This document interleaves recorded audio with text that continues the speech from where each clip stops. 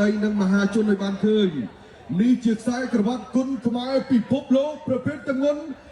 59 គីឡូក្រាម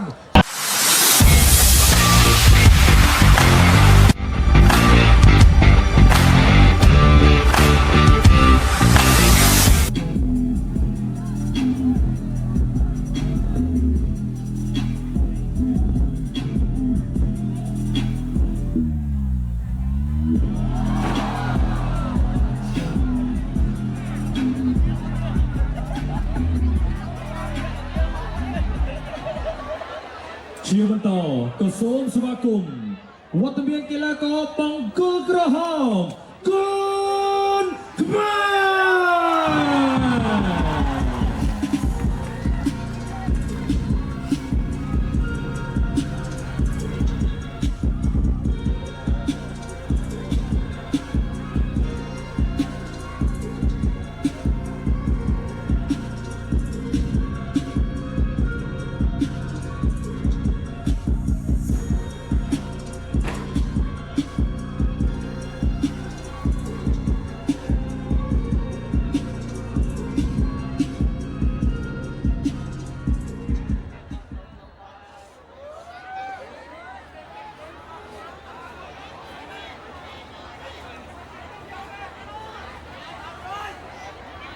អូហូយបាទលោកមនោរមបាញ់មិនបាទគឺកីឡាករអេស្ប៉ាញក្បាច់ពិសេសលោតរឡាតបាទនៅលើខ្សែរិចតែម្ដងរំជួយពេញសងវាមកហើយបាទឥឡូវចាំមើលបាទអ្នកទាំងពីរបានឡើងមកកាន់សង្វៀនហើយទស្សនិកជនជាទីគោរពនិងជាទីមេត្រីជាបន្តជាបាច់កសូមជូននៅសមាជិកភាពដូចជាប្រវត្តិនៃការប្រកួតរបស់ការប្រកួតគូដណ្ដើមខ្សែក្រវ៉ាត់អន្តរជាតិបង្គោលក្រហមស្លៀកខោពណ៌ក្រហមទម្ងន់59 គីឡូក្រាមអាយុ22ឆ្នាំកម្ពស់ 1.65 m មានបទពិសោធន៍ប្រកួតចំនួន52ដងឈ្នះ49ដងចាញ់3ដងស្មើ2ដងនិងផ្ដួលដៃគូឲ្យសន្លប់និងបោះបង់ការប្រកួតចំនួន34ដងលោកស្រីនិងនាងកញ្ញាក៏សូមស្វាគមន៍វត្តមានរបស់កីឡាករបង្គោលក្រហមគុណខ្មែរពេជ្រ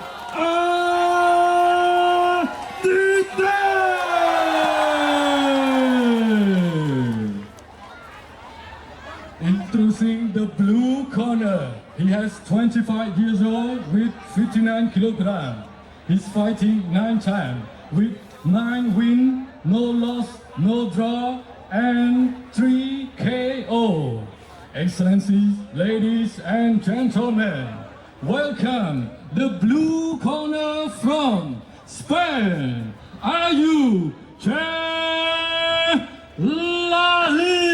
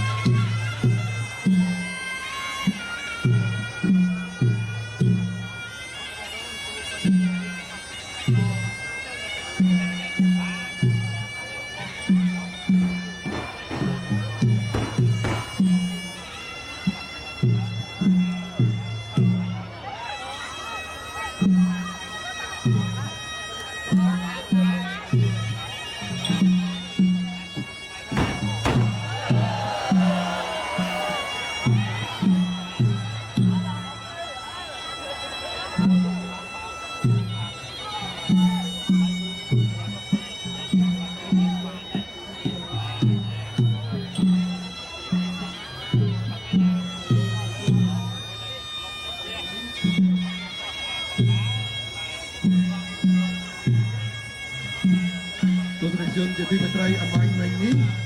សម្រាប់កីឡាករបង្គោលខៀវដែលបានប្រកាសនៅប្រវត្តិរូបបងប្អូនហើយ9ដងឈ្នះទាំង9ដងនិងផ្ដួលគូប្រកួតឲ្យសន្លប់3ដងបាទបាក់ជាមួយនឹងពេញអាទិត្យទេពថ្ងៃនេះពេញអាទិត្យទេពមើលទៅប្រហែលជាចង់ខ្លាំងណាស់គឺថាលុបភាពមិនដែលចាញ់របស់កីឡាករអេស្ប៉ាញបានឬមិនបានបងប្អូនបាទបានសូមសម្លេងមួយមកបងប្អូនបាទ ទឹកដែលទើបដឹងជាក់ស្ដែងថាតើអ្នកណាជាអ្នកឈ្នះដើម្បីដណ្ដើមខ្សែក្រវ៉ាត់ពិភពលោកបាទក្នុងប្រភេទទម្ងន់54គីឡូក្រាមខ្ញុំបាទសូមជម្រាបជូនផងដែរបាទអ្នកអង្គការលៀងមេង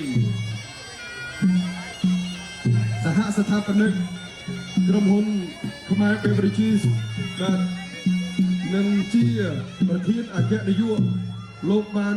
ផ្ដល់នៅរង្វាន់លើកទឹកចិត្តដល់កីឡាករកីឡាការិនីគុនខ្មែរទាំងអស់បាទដែលបានប្រកួតប្រជែងរយៈពេល4ថ្ងៃនេះបាទលើកលែងតែការប្រកួតដណ្ដើមខ្សែក្រវ៉ាត់ពិភពលោកសិនសម្រាប់កីឡាករកីឡាការិនីដែលប្រកួតដណ្ដើមមេដាយមាសមេដាយប្រាក់មេដាយសម្រាប់ទាំងអស់អ្នកដែលបានទទួលមេដាយមាសនឹងបានទទួលការឧបត្ថម្ភចំនួន4លានរៀលអ្នកដែលបានទទួលមេដាយប្រាក់ទទួលបានការឧបត្ថម្ភចំនួន1លានរៀលអ្នកដែលបានទទួលមេដាយសម្រិតនឹងបានទទួលការឧបត្ថម្ភចំនួន50,000រៀលដោយឡែកសម្រាប់កីឡាករប្រដាល់ជើងឯកគុនខ្មែរពិភពលោកវិញបើកីឡាករកម្ពុជាណាដែលអាចទទួលជ័យជំនះលើគូប្រកួតនឹងក្លាយជាម្ចាស់ខ្សែក្រវ៉ាត់ជើងឯកពិភពលោកអ្នកអង្គការលៀងមេងផ្ដល់រង្វាន់ទឹកប្រាក់លើកទឹកចិត្តចំនួន10លានរៀលបាទសូមថ្លែងអរគុណដល់អ្នកអង្គការលៀងមេងបាទសហស្ថាបនិករបស់ក្រុមហ៊ុនខ្មែរ Beverages ដែលលោកបានផ្ដល់នៅការលើកទឹកចិត្តបាទគឺតែងតែផ្ដល់នៅការលើកទឹកចិត្តទៅដល់កីឡាករកីឡាការិនីដែលបានប្រកួតប្រជែងគុនខ្មែរក្នុងការប្រកួតមិនថាពេលនេះឬក៏ពេលណាទេដែលលោកតែផ្ដល់នៅការលើកទឹកចិត្តហើយបញ្ចូលទៅក្នុងធនាគារជីបម៉ុង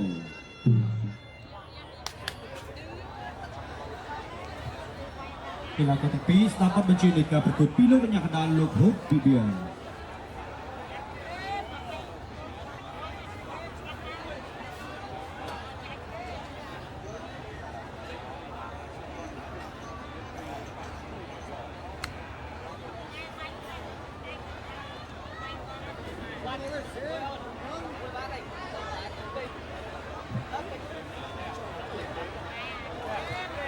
ខ្សែក្រវ៉ាត់ពិភពលោកបានធ្វើដំណើរមកដល់សង្វៀនហើយសូមអញ្ញាកតាជួយទទួលខ្សែក្រវ៉ាត់ដើម្បីបង្ហាញទៅដល់គណៈអធិបតីនិងមហាជនឲ្យបានឃើញនេះជាខ្សែក្រវ៉ាត់គុនខ្មែរពិភពលោកប្រភេទទម្ងន់59គីឡូក្រាមសូមសម្លេងអបអរសាទរទាំងអស់គ្នាមួយបាទអរគុណដល់ទេសចរពៅកម្លាំងកម្ពុជាធម្មពលដ៏ជោគជ័យ Cambodia Cola រសជាតិនៃភាពរីករាយ Cambodia Sport ភេសជ្ជៈអេយ៉ុងបំពេញជាតិ ចៅក្រមត្រៀមប្រងព្រឹត្តិប្រកួតជើងឯកគុនខ្មែរអន្តរជាតិគូទី10គឺជាគូដណ្ដើមខ្សែក្រវ៉ាត់ពិភពលោកកម្ពុជាអេស្ប៉ាញទឹកទី1 round 1ទឹកទី1ចាប់ផ្ដើមហើយមើលទៅកីឡាករអេស្ប៉ាញដែលអាយុដូចជាស្រីគ្លៀនក្នុងការប្រកួតខ្លាំងណាស់គេបានចាត់ចូលមកមួយទៅអូយគេបានប្រកួតឆ្វេងចូលមកវិញទឹកទឹកទឹកទឹកអាយុចាប់ផ្ដើមហើយមកទីទៅវិញទុកទៅពីជួយចូលមក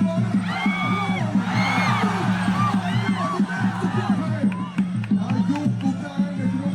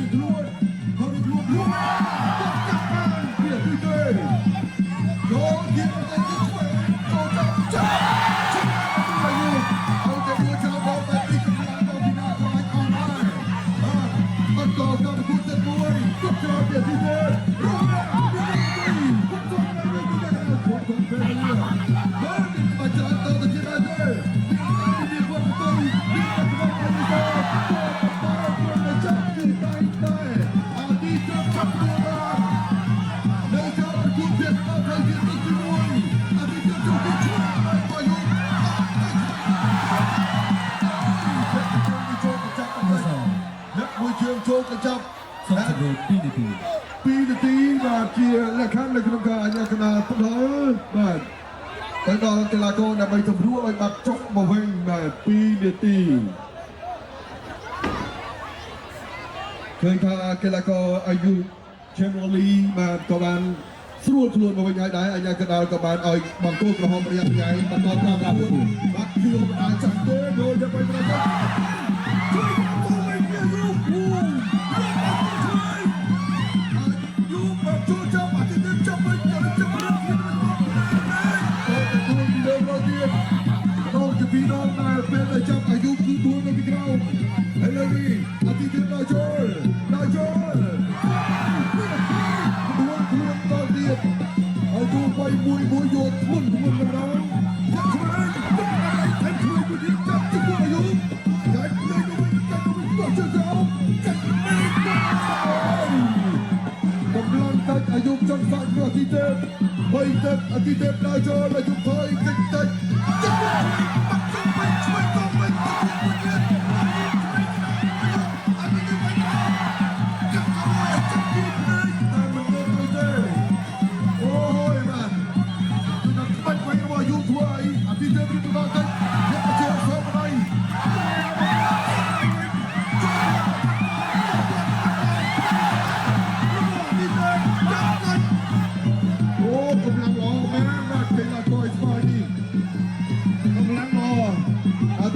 កំពុងតែស្ទង់មើលទៅតបាច់ទៅបាទកីឡាករមក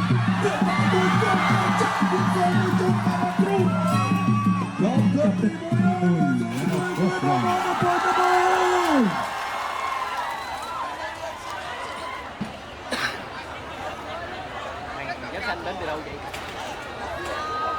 បាទមួយទឹកកន្លងផុតហើយបងប្អូន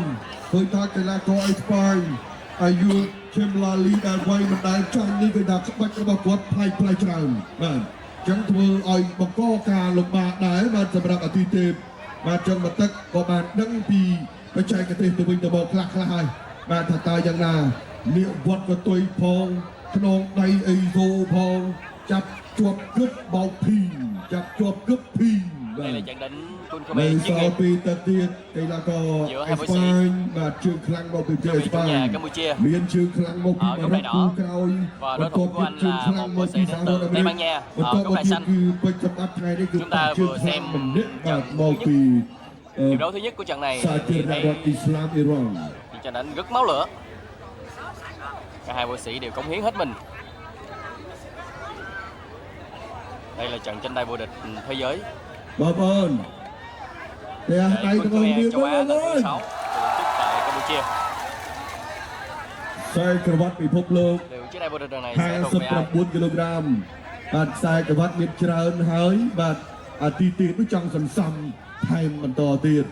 បាទចំណែកឯអាយុឱកាសល្អនៅក្នុងការប្រកួតជាមួយជើងខ្លាំងរបស់ខ្មែរយើងបាទគឺពិតជាគាត់ខ្ញុំឃើញគាត់មានអារម្មណ៍ជ្រួលច្រាលណាស់តាំងពីផ្លឹងគីឡូម្សិលមិញបាទគឺគាត់មានអារម្មណ៍ជ្រួលច្រាលមកទៅគាត់បន់ឲ្យទៅដល់ថ្ងៃនោះមកដល់ឥឡូវយើងមកមើលនេះបាទកន្លែងនេះបាទនៅក្នុងការធាក់ឆ្វេងរបស់អាយុបាទខ្នងដៃបកមកមួយមកម៉ាត់កាត់ទៅបានមុនពីពុជអាទីទេពដេញបាទដេញបានច្រើនអាយុនេះជង្គង់ហោះបោះទៅផងនេះកន្លែងនេះឆ្វេងមកដៃប្រយុទ្ធបានល្អណាស់បាទហើយអាទីទេពបាំងផងបីតបវិញលឿនៗកន្លែងនេះរូបរាងកងស្មាចម្រាំចាក់ជង្គង់ញាច់ទៅវិញនេះបាទបាច់ល្អណាស់ Chúng ta sẽ trở lại với hiệp đấu thứ hai. ជើងឯកជនខ្មែរអន្តរជាតិគូទី10គឺជាគូដណ្ដើមសាកលពិភពលោកកម្ពុជាអេស្ប៉ាញទឹកទី2 round 2 ទឹកទី2បងប្អូនសូមជម្រាបមួយទៀតខ្សែក្បាច់ផងគាត់ឆ្វេងមកយូរគាត់ជើង Tây Ban Nha vẫn chủ động tấn công. ដល់ចូលឆ្វេងស្ដាប់ទឹកផងចាប់ជាប់ចាប់ដល់ជង្គង់អាយុជង្គង់ទីទេពជង្គង់ឡើងអាចារ្យកណ្ដាលបបែកបាទទៅកម្លាក់ទៅជួបដាក់គ្នាដល់ធាក់ឆ្វេង Một pha đạp chính xác của võ sĩ đến từ Tây Ban Nha. Liên tục là một đòn tấn công bằng hai chân. Võ sĩ Tây Ban Nha đang dự định tung đòn gối bay thì võ sĩ Campuchia đã bay vào hút ngay. Liên tục bắn lại đối với võ sĩ đến từ Tây Ban Nha. បាច់របស់កីឡាករស្វាយកម្រឃើញបាទទីទៅកាប់បានបាទឲ្យទៅចេញមកកាប់បានឥឡូវចូលវាបាត់ខ្លួនឯងទៀត តែងើបរៀងយូរ Sẽ là bao nhiêu đánh cũng que. Rome không thành công. ចូលទៀតចាប់ដួលទៀតឲ្យតែដួលច្រើនបែបនេះបាទឲ្យតែដួលច្រើនបែបនេះកំឡុងមកពីណាប្រទល់ដែរឥឡូវចាប់ដើមស្រោឲ្យចាប់ដើមស្រោដែរទីទៀត Chúng ta có thể thấy địa chiến của Bồ Sĩ đến từ Tây Ban Nha chưa phát huy được tác dụng của mình.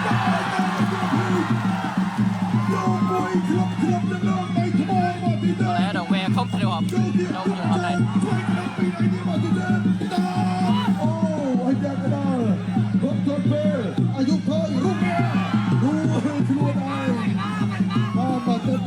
Kemarin dua baju pembuih awal, sampai menjadi tidak encak semua jam outdoor. Dan dia jadi dia dia betul. Dan sampai menjelaskan nanti dia tahu. Fight dan fight kita bagi bantuan kita. Cukup terima kita. Bantuan kita.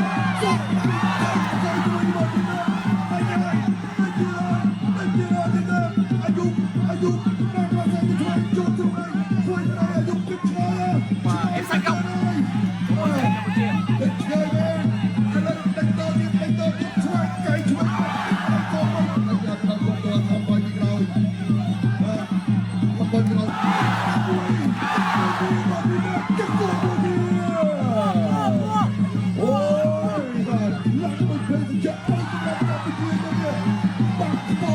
Chả hiểu Bồ Sĩ Campuchia đang cần dùng thế đòn gì.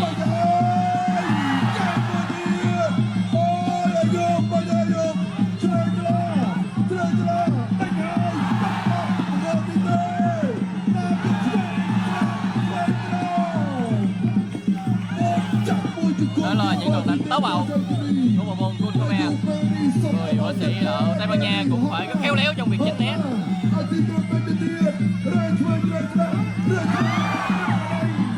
Đấu thứ hai đã kết thúc.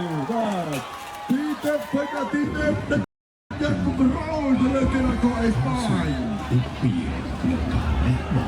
cũng như nặng nề với khi bộ phục xem khi nét khờ chỉ là thứ xanh màu chỉ là trong mình cứ chặt. Chúng ta có thể thấy địa chiến của võ sĩ đến từ Tây Ban Nha khá là kém. Anh muốn tình thế không chiến nhưng hầu như không thể thi triển được chiến thuật này. Cần phải có một giải pháp sáng suốt hơn. Đây là những gì nhắc nhở từ huấn luyện viên. Hy vọng là anh chiến từ Tây Ban Nha có thể lấy lại vị thế của mình trong trận đấu này.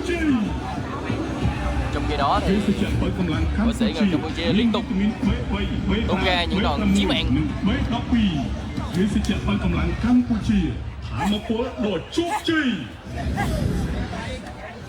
Bạn bóng bóng bây giờ thi tiếp bạn đọc liền bàn thai bị lơ tiếp bóng bóng bàn thai bạn đây bạn ơi không chụp lên vui bóng bóng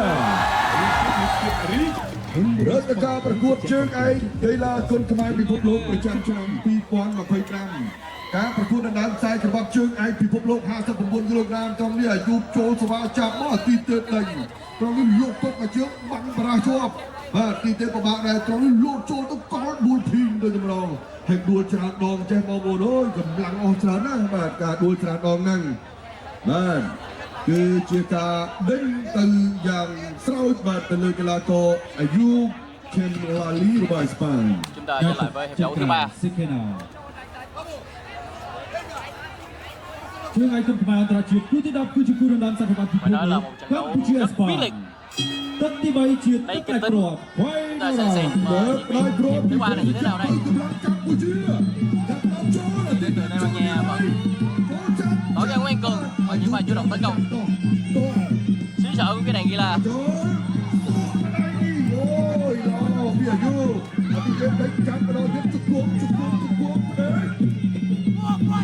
một pha đánh gói nhưng không hiệu quả.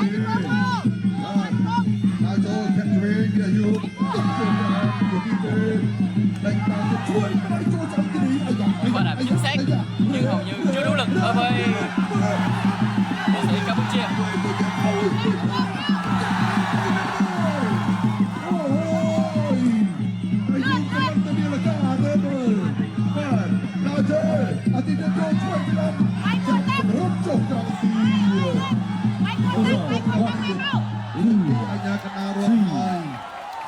ដើរតែដួលយ៉ាងច្រើនបាទទោះមិនទេពេលដែលយើងមក eight, six,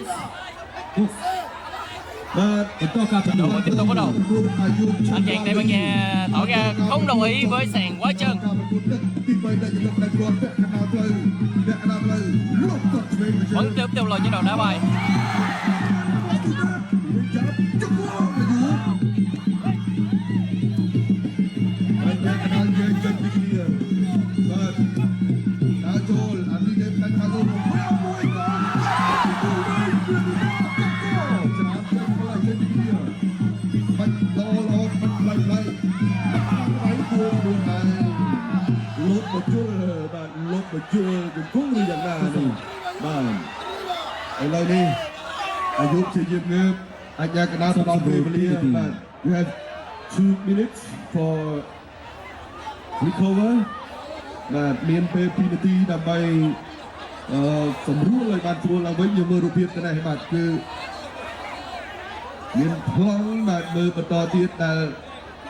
អាយុបាទមានអាការៈឆ្អើរធុលបាទបើសិនជា2នាទីបាទអាយុអាចមានស្មារតីឡើងវិញអត់អីទេតែបើសិនជាមិនទាន់មានគឺអាចបន្តដល់2នាទីទៀតបាទហើយបើ2នាទីទៀតនៅតែមិនអាចមានស្មារតីឡើងវិញគឺអាជ្ញាកណ្ដាលរាប់ហើយណាចឹងឥឡូវនេះ2នាទីលើកទី1សិន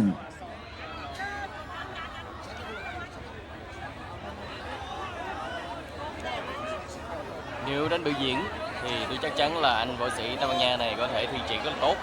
khả năng của mình nhưng đây là sàn đấu thực tế thì không thể nào mà có thể sử dụng những đòn đá bay cao hoa mỹ như vậy được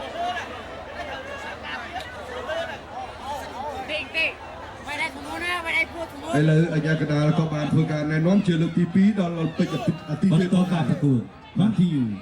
បន្តការប្រកួតនៅក្នុងទឹកតែក្រូនៅតាមខ្សែក្របពិភពលោក59គីឡូក្រាមយកបាត់ទៅគ្រប់ឆ្វេងតាមមួយពួយពីរចាប់ទៅរ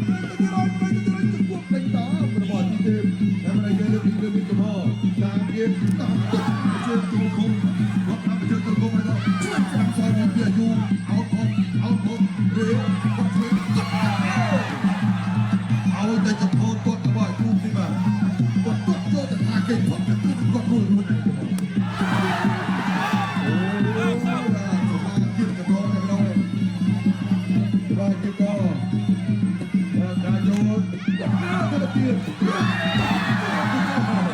ល្អមើលបាទសម្រាប់ស្បាច់កណ្ដោយជូបល្អមើលតែមិនទៅជូបតាមដូចបាទអត់គុណប្រហែលទេ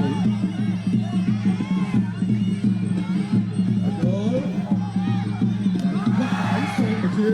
របស់ទីទេទៀតទឹកមេយកគាត់យុទ្ធមេចាក់ស្វ័យគ្រាបន្តិចដល់ចេញពីគ្រាហើយទីទេលើកទៅដល់ចូល ទី3 ចាប់ទឹកទី3ហើយបងប្អូនចាប់ទឹកទី3ហើយថាតើបានទៅលើកីឡាកររូបណាបន្តិចទៀតនេះយើងរកចាំមើលក្រហមឬក៏ខៀវបងប្អូន vừa rồi đã kết thúc trận ក្រ đấu ហ này មឬខៀវបាទក្រហមសុំហោមួយ đã từ ban trọng tài បាទខៀវសុំហោមួយ theo tôi thì kết quả đã có thể យើងនឹងបាន Yên được qua 3 hiệp đấu តើអ្នកណានឹងខ្លាយទៅជាម្ចាស់ខ្សែក្រវ៉ាត់លំដាប់ពិភពលោកតើពេញអាទិទេពនឹងទទួលបានទឹកប្រាក់ឧបត្ថម្ភ10លានរៀលឬយ៉ាងណាលោកសុធនថាននឹងឡើងទៅប្រកាសនៅលើសង្វៀន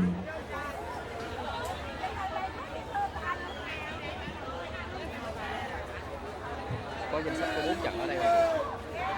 Trời. Hello, chào anh.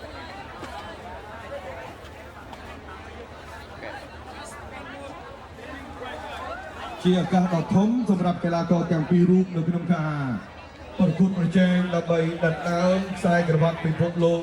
ជាបទពិសោធន៍ដ៏ធំសម្រាប់កីឡាករទាំងពីរ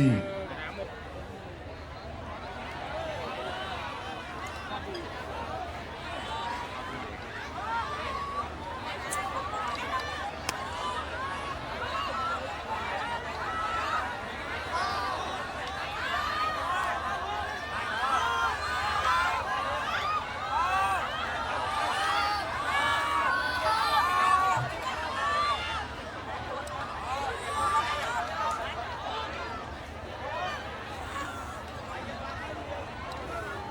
được gì luôn.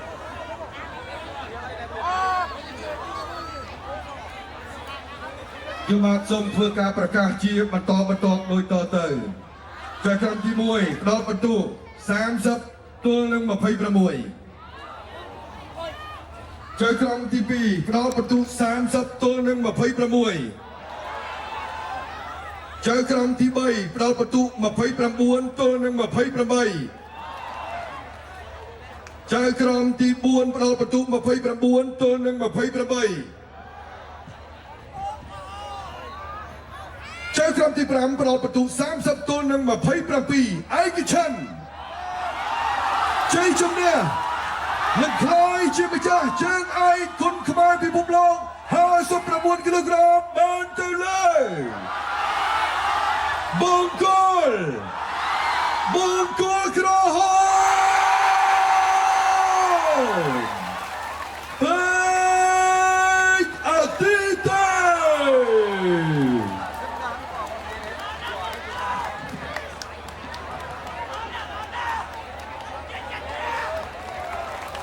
ក្រវ៉ាត់នេះបាទបងប្អូនអើយថែមទៀតហើយសម្រាប់ពេជ្រអាទិទេពនៅក្នុងការប្រកួតប្រជែងបាទវគ្គផ្ដាច់ព្រាត់ក្នុងកម្មវិធីធំនេះគឺធំបំផុតហើយបាទអបអរសាទរជាថ្មីម្ដងទៀតម្ចាស់ជើងឯកពិភពលោក59គីឡូក្រាមគុនខ្មែរ